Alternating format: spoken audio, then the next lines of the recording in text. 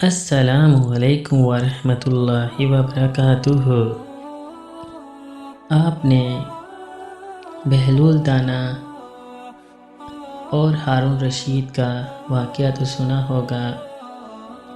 ناظرین، آپ کو بہلول دانا کا مکمل واقعہ پیش خدمت کرتے ہیں۔ ہارون رشید کی چہیتی ملکہ زبیدہ اپنے محل کی کھڑکی سے باہر کا نظارہ کر رہی تھی۔ اس نے بہلول کو نہر کے کنارے بیٹھے ہوئے دیکھا۔ وہ بچوں کی طرح ریت کے ڈھیر بنا کر کھیل رہا تھا۔ کبھی انہیں کیاریوں کی شکل دے دیتا تو کبھی کھڑکی دروازوں کی شکل دے دیتا۔ زبیدہ کچھ دیر تک اس کا یہ کھیل اپنی چند کنیزوں کے ساتھ باہر آئی اور بہلول کے پاس آن کھڑی ہوئی اور اسے متوجہ کیا۔ بہلول، کیا کر رہے ہو؟ بہلول نے سر اٹھا کر دیکھا۔ یہ میں جنت کے محل بنا رہا ہوں۔ اتنا کہہ کر وہ اپنے کام میں مصروف ہو گیا۔ اچھا بہلول، تم جنت کے محل بیچتے ہو؟ ہاں، میں بیچتا ہوں، بہلول نے جواب دیا۔ کتنے دینار کے ہیں؟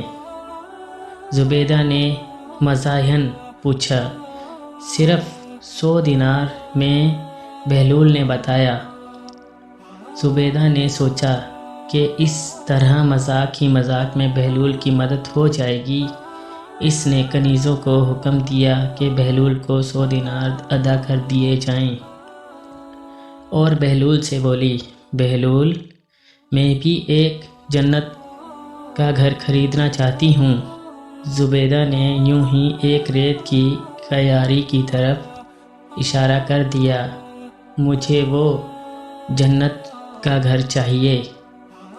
بہلول نے رقم لے لی اور بولا، تم نے رقم ادا کر دی ہے، ٹھہرو، میں اس کا تمہارے نام لکھ دیتا ہوں۔ زبیدہ ہنسی۔ میں اس وقت جلدی میں ہوں بہلول، تم اس کا قبائلہ لکھ کر محل میں لے آنا۔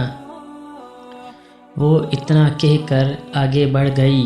بہلول بھی اپنی مٹی کی ڈھیریاں ڈھا کر اٹھ کر کھڑا ہو گیا۔ سب دینار اپنی جھولی میں ڈال کر ضرورت مندوں کی تلاش میں نکل گیا۔ زبیدہ سب کچھ بھول کر اپنی معمولات زندگی میں مصروف ہو گئی۔ رات اپنے بستر پر گئی۔ آنکھ لگی تو اس روئے زمین پر اس کی کوئی مثال ہو ہی نہیں سکتی۔ وہ نظاروں کو دیکھتی دیکھتی رہ گئی۔ اس نے آہستہ آہستہ قدم اٹھایا اور ہر لحاظ حیرت میں ڈوبتی چلی گئی۔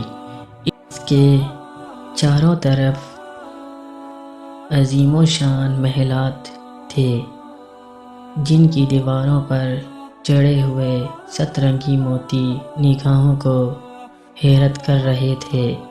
چمن میں بہتی ہوئی نہروں کا پانی موتی جیسا شفاف تھا۔ گلشن کی بہار قابل دید تھی، کلیاں چٹک رہی تھیں، پھول کھل رہے تھے، فضاؤں میں معطر تھے اور ہواؤں میں تازگی تھی۔ خوشگوار موسم روشیں پھولوں سے بھری ہوئی تھی اور ان کی مہکی نرالی تھی۔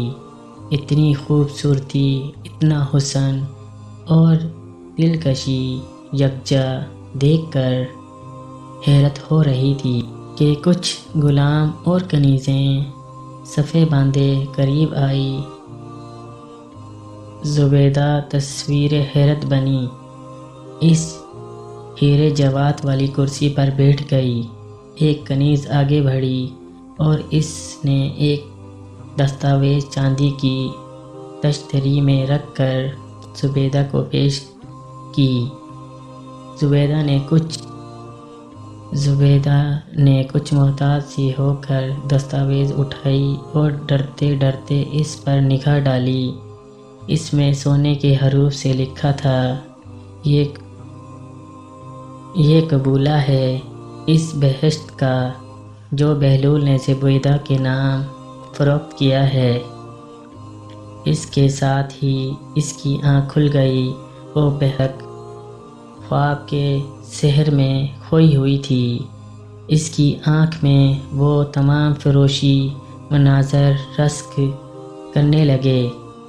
اس نے سوچا، غور کیا اور اسے یقین ہو گیا کہ اس نے جو دیکھا ہے وہ خواب کی صورت میں ایک بشارت ہے۔ بہلول کا وعدہ سچ تھا، کیونکہ اس نے بہشت کا قبولہ لکھ کر دینے کا وعدہ کیا تھا، اور جیسے نظارے اس نے خواب میں دیکھے ہیں وہ روح زمین پر کہیں نہیں تھے۔ اس کا رواں دواں مسرت و شادمانی سے ناچ اٹھا۔ اس نے بے خودی میں ہارون کو جگایا اور پھولے ہوئے سانسوں کے درمیان بولی، تلے الہی، آج میں نے 100 دینار میں بہلول سے ایک بہشت خریدی تھی۔ میرا خیال تھا کہ وہ ایک مذاق ہے، دیوانے، اس کا قبولہ میرے نام ہے۔ میں نے ابھی اسے اپنی آنکھوں سے دیکھا ہے۔ تمہارا دماغ تو درست ہے احمق، کہ تمہیں بھی اس دیوانے نے پاگل بنا دیا ہے۔ ہارون نے اپنی نیند خراب ہونے کی گفتگو سے کہا، نہیں، میں سچ کہہ رہی ہوں، میں نے خواب میں کچھ دیکھا ہے۔ اس کا دیدار کسی انسانی آنکھ نے نہیں کیا ہوگا۔ وہ بہشت میرے نام ہے، خدا کی قسم، میں نے اس کی دستاویز دیکھی ہے۔ زبیدہ نے جوش سے بتایا، اوہو، یہ وقت ایسی الٹی سیدھی خواب سنانے کا نہیں ہے۔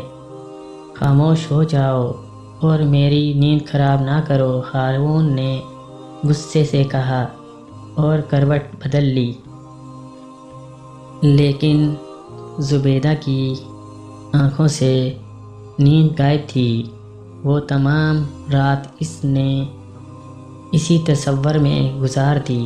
صبح اٹھتے ہی وہ پھر ہارون کے گرد ہو گئی اور اسے قسمیں کھا کھا کر اپنا خواب سنایا اور اسے یقین دلایا کہ اس کا خواب سچا ہے اور بہلول سے خریدی ہوئی جنت حقیقت ہے۔ ہارون نے بہلول کو بلوا لیا۔ وہ اپنی گدڑی میں لپٹا شہنشاہوں کی سی شان سے آیا اور معنی خیز لہجے میں ہارون سے بولا، جیسے بادشاہ کو مجھ فقیر کی کیا ضرورت پڑ گئی۔ بولا، سنا ہے تو نے بہشت بیچنے کا کاروبار شروع کر دیا ہے۔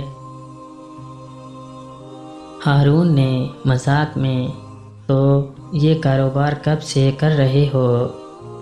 بہلول نے بے نیازی سے جواب دیا، سنا ہے تو نے ملکہ کو بھی کوئی بہشت بیچی ہے۔ ہارون نے سوال کیا، ہاں بہلول نے اس بات پر سر ہلایا کہ اتنے میں؟ ہارون نے پوچھا، 100 دینار میں۔ وہ بولا، بہت خوب، میں بھی تجھے 100 دینار سے کچھ زیادہ ہی دے دوں گا۔ ایک بہشت میرے ہاتھ بھی فروخت کر دیجئے، ہارون نے کہا۔ بہلول نے کہکا لگایا، ہارون، تیری ملکہ نے تو ان دیکھے یہ سودا کیا تھا، تو نے تو اس سے بہت کچھ سن لیا ہے۔ اب اس کی قیمت ادا کرنا تیرے بس کی بات نہیں۔ بہلول کی اس کرامت نے ہارون کو فکر مند کر دیا۔ وہ نہیں چاہتا تھا کہ بہلول کی کوئی ایسی بات لوگوں کو اپنی طرف متوجہ کرے اور وہ اس کے مقتدی بن جائیں، کیونکہ اسے یہ بھی بدگمانی تھی کہ حضرت امام ابو حنیفہ بن جعفر رضی اللہ تعالی عنہ جنہیں اس نے قید کر رکھا تھا وہ ان سے خفیہ رابطہ رکھتا ہے اور اس کے خلاف پروپگنڈے کرتا ہے۔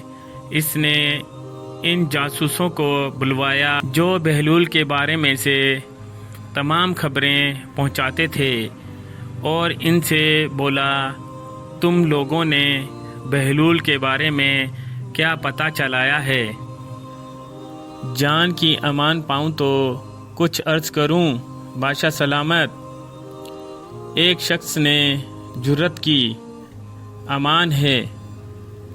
ہارون نے کہا، اسے دیوانہ نہیں دانا کہنا چاہیے، ایسا معلوم ہوتا ہے جیسے اس نے خود پر دیوانگی کا ایک خول سا چڑھا رکھا ہے۔